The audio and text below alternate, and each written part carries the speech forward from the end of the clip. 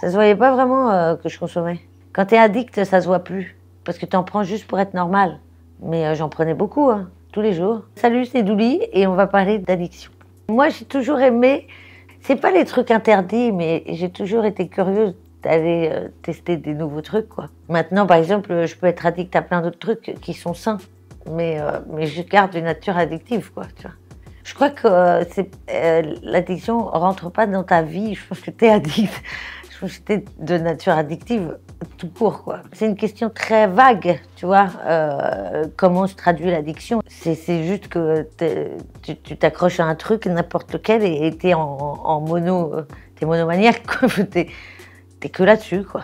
Parce que addict, c'est tellement vaste. Tu peux être addict au sport, tu peux être addict au sexe, à n'importe quoi. Souvent, les gens qui n'ont pas essayé les drogues, et j'aurais adoré être comme ça, mais souvent, c'est des gens qui ont peur de perdre le contrôle, ou des gens qui savent comment ils sont, par exemple, avec le chocolat, et qui pètent les plombs avec le chocolat, et donc ils se disent, ok, si je goûte n'importe quelle drogue dure, je vais péter les plombs.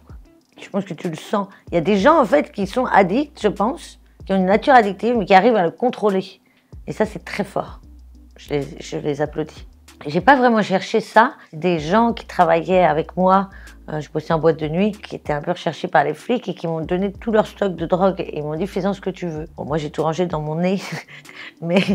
mais du coup, je savais pas que tu pouvais tomber accro à l'héroïne sans te shooter. Donc moi, je me shootais pas. J'en prenais comme ça. Et puis du jour au lendemain, j'en avais plus, mais je me suis pas inquiétée. Et là, j'ai connu l'effet du manque. Le problème, c'est que c'était une période. Bon, moi, je vivais quand même avec des gens qui prenaient quand même pas mal de produits. C'était une période où il y avait une grosse vague à Paris de gens qui consommaient ça.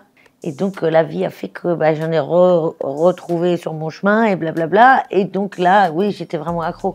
On tombe pas accro en 2 jours à l'héroïne, c'est faux. C'est des drogues comme l'alcool d'ailleurs. C'est des drogues qui ont une addiction physique. Contrairement à beaucoup d'autres drogues où c'est juste une addiction psychologique. Quand c'est une addiction physique, c'est plus compliqué de t'en sortir parce que même quand toi, tu as envie de t'en sortir, ton cerveau a envie de t'en sortir, ton corps te dit non, non. Non, non, non. C'est là que ça devient une vraie lutte. Ça se voyait pas vraiment que je consommais. Quand tu es addict, ça se voit plus parce que tu en prends juste pour être normal. Mais j'en prenais beaucoup, hein, tous les jours. J'étais un peu polytoxicomane, tu vois, on va dire. Je prenais de toutes les drogues. Et après, j'ai dit stop. Parce que comme je dis, moi, tu sais, je me suis droguée pour mes 10 prochaines vies. Hein. Mais j'aurais bien aimé savoir Douli sans drogue, qu'est-ce que ça aurait donné. Peut-être que j'aurais été plus loin, plus vite dans ce métier. Parce que j'ai toujours voulu faire ce métier. Ça m'a un peu écarté du truc. Après, c'est sûr que j'aurais pas eu le même spectacle, quoi. J'aurais parlé d'autre chose. Il faut quand même garder, je crois, c'est un conseil pour les gens qui consomment, c'est pas mal de garder 2-3 potes qui font des études et qui ont des vies organisées, pas des vies d'arrachés, quoi. En fait, le danger, c'est que si tu restes qu'avec des gens arrachés comme toi, tu n'as plus, le curseur, il est plus du tout au bon endroit. Ta normalité, ça devient ça. Et tu trouves ça complètement normal. Donc c'est toujours bien d'avoir des points de repère, de genre, quand tu les vois, ces gens-là, qui ont fait qui ont des métiers normaux, qui ont fait des métiers sérieux et tout ça, que tu les vois, tu t'amuses avec eux et tout, tu fais ouais quand même, là je suis peut-être un peu partie loin. Quand j'étais addict, personne ne le savait.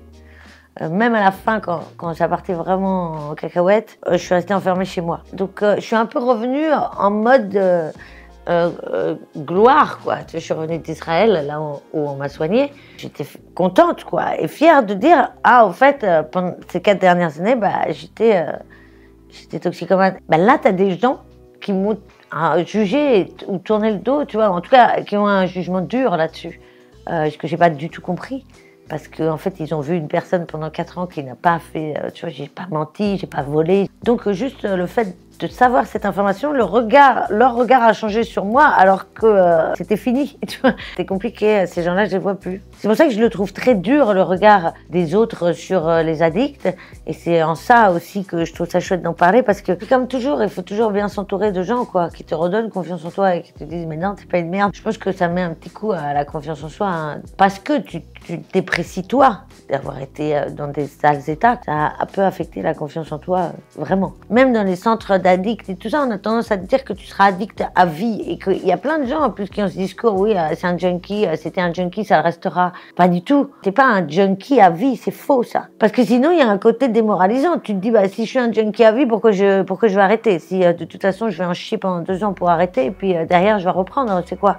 Pour moi, la résilience, c'est d'arriver à avoir suffisamment de recul sur toi pour savoir que tu as fait de la merde et rigoler dessus et en rire avec les autres et accepter qui t'es et qui t'as été. Je pense que la plus grande des forces, c'est de rire de soi-même. Personne ne peut le faire à ta place et ça aide énormément. En vrai, on est ridicule au moins une fois par jour, tous. À un moment donné, dans ta journée, tu vas être ridicule. Si t'es pas capable de te dire, oh là là, j'ai vraiment fait de la merde, c'est compliqué. Après, tu te prends au sérieux, tout ça, après tu deviens un con. Je crois que c'est ça la résilience.